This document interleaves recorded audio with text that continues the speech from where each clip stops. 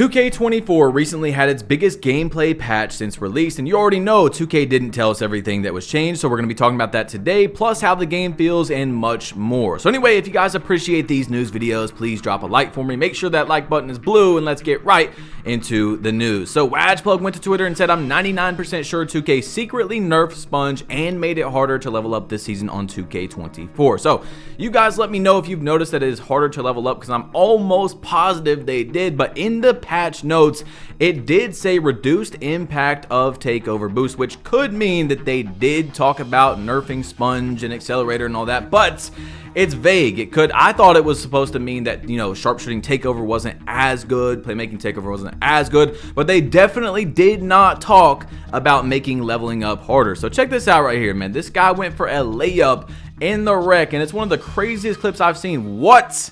That must be the Mike Wang gameplay director layup package that glitched on his player. We got to do an instant replay. How did that man get up so high? That is insane. Okay, so anyway, Black Cobra, speaking about the new patch, went to Twitter and he said, nah, really, this shooting update is wild. Definitely not complaining. I welcome it, but sheesh, even when I think I'm off, it's green. So he's saying that shooting is too easy now, which a lot of people are saying. But you guys let me know how you feel about it on Twitter, and we'll be talking about that later in the video, my opinion on it and things like that. So anyway, apparently, as you see right here, whites are going in for season 3. That is a white that went in. You see slightly early and it went in the rim, but the only ones I've seen so far go in are in the shoot around before the game. So you guys let me know if you have seen any actual whites go in on games, you know, park games, rec games, things like that. But so far, the only one I have seen personally is during the shoot around. Anyway, as y'all know, 2K said in the patch notes that on-ball steals were nerfed. Lamonster went to Twitter and said, steals still cool in my opinion. Maybe it's harder on a Hall of Fame difficulty, but I ain't played Pro-Am yet. So I've played a good amount of 2K24 since season 3 came out, and I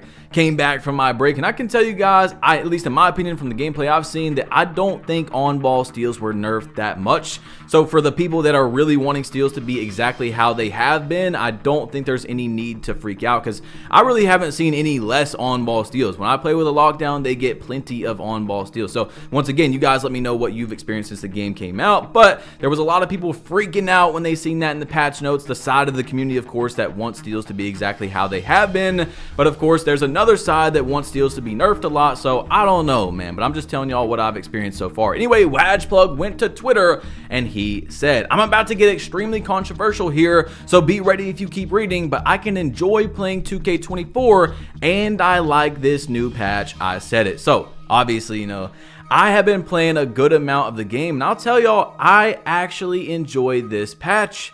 I think 2K did good. You don't hear me say that a lot. You know what I'm saying? I call out 2K when they do bad, and I gotta praise them when they do good. We've talked about this a million times. It's not all just negative, right? I have to be fair in my criticisms, and I'm telling y'all, bro, the number one thing for me is that they nerfed Ghost Contest. They made it to where you actually have to play defense to get a contest. Now, sometimes there still is Ghost Contest, but it is so much better, and that was basically my number one gameplay complaint about 2K24 is people that are just able to cough on me, and because the wind of the cough was able to hit me, that's an open or a 5% contested. You know what I'm saying? You should actually have to play defense to get a contest. You know what I'm saying? And I really like that about this new patch. And I'm not sure if they specifically were targeting Ghost Contest, but as y'all see, it does say reduced defensive impact of late closeouts, and I've for sure noticed that since the patch came out. As y'all see, if you didn't follow me on Twitter yet, I went on a 57 game win streak on this court and my teammate lagged out.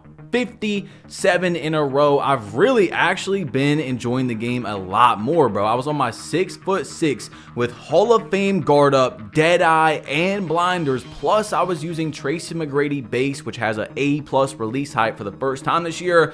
And man, just thinking about it multiple times, I've wanted to get back on this build and play. Like, just thinking about it right now, it was so fun actually being able to not get Ghost Contested over and over. I could shoot whatever I wanted. So this gameplay right here isn't Tracy McGrady. I didn't change it on this one, but you guys will see it further and in the first gameplay as well. Anyway, there was a latency test to see if the 2K fixed the latency issue at all after the new patch. And from 2K2, it doesn't seem like there was no consistent pattern in terms of who is more stable.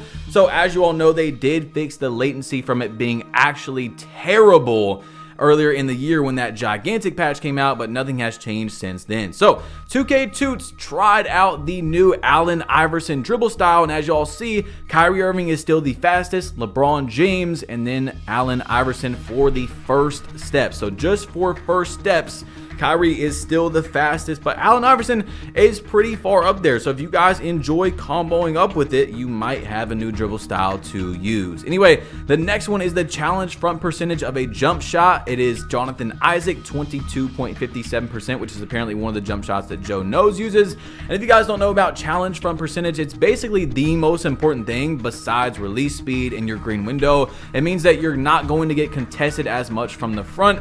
T-Mac is the best one tested in the game so far, and that's like 3%. That's how insanely different it is from other jump shots you see. This one is going to be Eric Pascal at 26.9%, which is the jump shot base that I use on all my very tall builds, like my 7-footer and my 7'3". So you are going to get contested more, but at the same time, it gives you an A+ release height on that Pascal. So try it out if you guys haven't yet. I like the jump shot. But Trey Burke actually has a 7.96%. So try throwing in Trey Burke and see if you guys enjoy that if you're having jump shot issues or want to change up your jump shot, because 7.9 is actually a very, very good test. So anyway, if y'all seen the last video, we talked about 2K Toots testing out rebounding boost at a 65 rebound. It for sure gave him better animations, and then we theorized that skill boost probably give you a +5 rating boost to your stat if it's just for one stat. Well, 2K Toots tested out playmaking and passing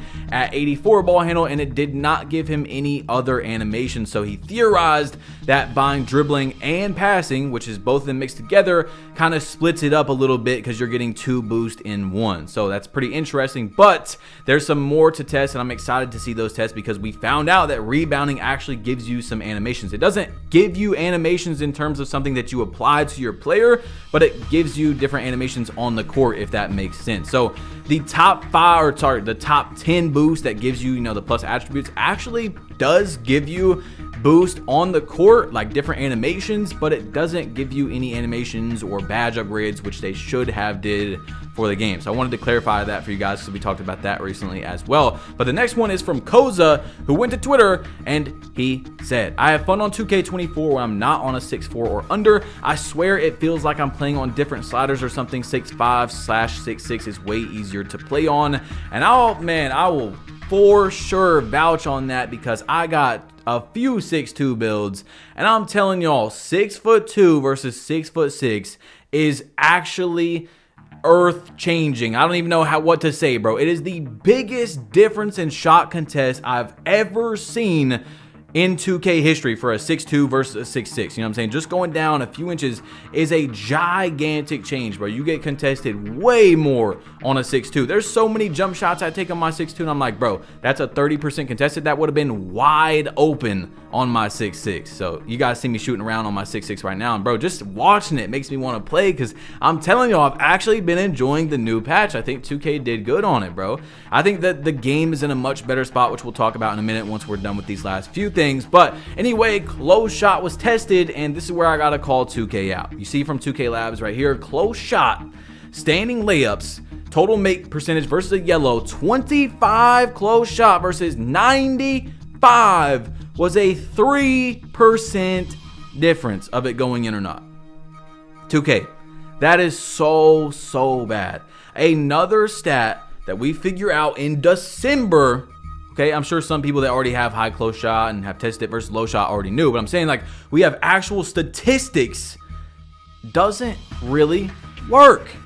2K, why do we do this every single year, where we figure out that things don't work, or speed and perimeter defense wasn't working correctly like the devs intended it to do, and then even after they changed it, it still doesn't work as good, or it doesn't work how it should? It's like, come on, bro. What is going on? But Random Wizard was the first legend in 2K24. And you see he posted, apparently my player led every stat that's last season, and it says different names, but it's all the same face. So I thought that was pretty funny that the game glitched and put his face on every single one of their names. But even though I'm not someone that uses the center a lot and has close shot upgraded on a lot of my builds, I'm still speaking for the people that do. You know what I'm saying? I try to keep everything biased. I'm not gonna be like, oh, who cares? I don't have close shot on my builds. No, the game should work how it says to work. If you have high driving dunk like we talked about earlier this year, there should be a difference between having a 99 driving dunk trying to dunk on Spud Webb versus someone with a 25 driving dunk trying to dunk on Dikembe Mutombo, you know what I'm saying? And it's actually not if they're standing under the rim. It's barely different at all, which they still haven't fixed, but they have made dunking a little bit better for sure. If you guys seen my video on posterizer, which I might have another one coming out soon, which is going to be interesting. But anyway, let's talk about, because I've talked about it a little bit so far, how I feel after the patch. First of all, once again, I think 2K did good. I'm enjoying the game much more. I think the game's in a much better state than it was. Although I don't agree that shooting should be as easy as it is, I have seen people argue that, yes, casual players, which once again is completely fine to be a casual player, you know, you play a few hours a week, should be able to pick up the game and play, because that's what 2K has to do. They do have to, you know, cater to the casual player. You should be able to pick up the game and not have to play for a month to be able to figure out your jump shot. And I understand all that. And then I also understand the other argument where people say that, you know, if it's a wide open shot and people keep shooting wide open, then that's probably an issue on the defense, which I agree with as well. I still don't think it should be as easy, but it's not that big of a deal to me is what I'm trying to say. The on-ball steals wasn't changed that much, at least from what I've seen, but I do love that I'm getting ghost contested less. I do actually like that it is harder to get takeover. I actually do like that, so that no one's getting takeover at 6 points in the game, because you will play people that you can tell aren't that good. You know what I'm saying? They'll get their 2 assists or they'll rim run for 3 plays in a row. Then they get sharpshooting takeover and now they're so good at the game. You know what I'm saying? Now they can shoot with confidence, and that annoys me. So I actually do think that 2K put themselves in a better spot, and I can say that I enjoy playing 2K24. Not all the time, but man, on this build right here, I was going crazy. Went on a 57 streak and would have broke probably my world record, which is still 90 wins on the game until someone proves otherwise. 90 wins in Park. I probably would have broke it if my teammate didn't lag out, and we still won the game, but I don't know, for some reason this year 2K resets the win streak even if you win the game. Even if someone leaves the court and hops on like older 2Ks, it doesn't actually keep the win streak anymore, which kind of sucks. But anyway, if you guys want to see this video of using a 99 ball handle, bro, you need to check it out. 99 ball handle in the rec, my Kyrie Irving build. Make sure to click on it. It's your boy Bash Plug. Tap it, bro. I'm leaving and I'm out.